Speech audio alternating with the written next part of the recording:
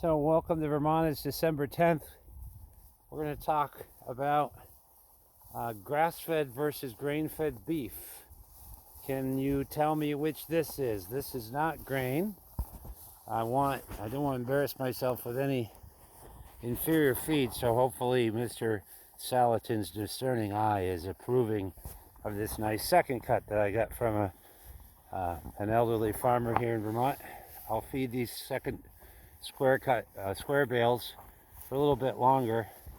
I wasn't able to get enough round bales this winter, so I had to supplement with some second because we had a terrible drought up here, which you wouldn't know right now with the precipitation. This is Snow Pea. She's a very docile cow. It's just her temperament. She's very sweet. And this is her mom, Mary. And this is Mary's calf from last year, Liam. Mary had a little Liam, and he's got to be a good size now. He's also very tame. I found recently I can sit on him. He's pretty much bond proof. I don't know why they do that at rodeos and sit on a rambunctious animal when they could sit on a nice fellow like him. He literally is a lover too. It's part of his mom's genetics, I think. But anyway, so let's talk about grass-fed meat for a minute. Give you a little tour here. The first and foremost thing about grass-fed animals is you can't just give them cheap feed. You have to give them good feed, good quality feed. And then you can grow them without any grain at all. And you can put beautiful fat on them. And as I'll be discussing today, they have a lot more nutrients and nutritional value in the grass-fed meat, as well as these animals. They don't need wormers. They don't get anything as far as antibiotics or hormones or any of those potential additives that are in the beef supply. They're also slaughtered on farm, and so they're less likely to be contaminated with other animals, because when you get a box of beef from a farmer like me, it's all got one name. It's not thousands of cows ground together.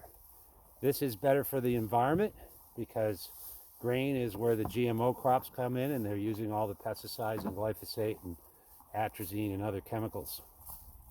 But also, the meat itself is different. The grass it affects the cow's rumen and their biology differently than when you add grain. Sure, they like grain. These guys get maybe 50 pounds of grain in a year, if I use that much, just to use in a bucket to keep them accustomed to it, so we can take them up the road there to one of my cousin's pastures. So with grass alone, you can have fat animals right from God's solar panels, from the ground, grazing in the summer and then putting up grass in the winter. This is the way that's been done for thousands of years, and we don't need industrial agriculture to improve upon it and tell us that they're saving the planet from cow flatulence.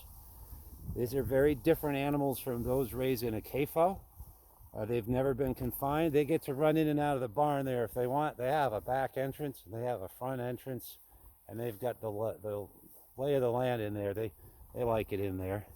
But these are Herefords. They have very thick hides. They're the most popular and common cow in the world, partly because they are just so versatile, whether it's really hot or really cold, with that thick hide. They're not cold at all. You notice it's not even melting the snow on their backs because they're so well insulated. They're also a very docile breed.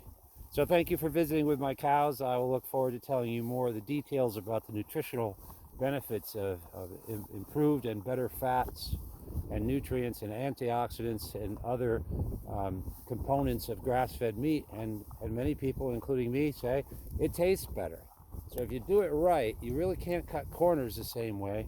You can't feed them in sub-quality hay, or you won't get that result. But if you feed your animals well, they'll be content, they'll grow well in just about any climate or temperature, and they'll give back to you. And I don't really want to have to eat Liam. He might end up as a breeder because he's got pretty good conformation.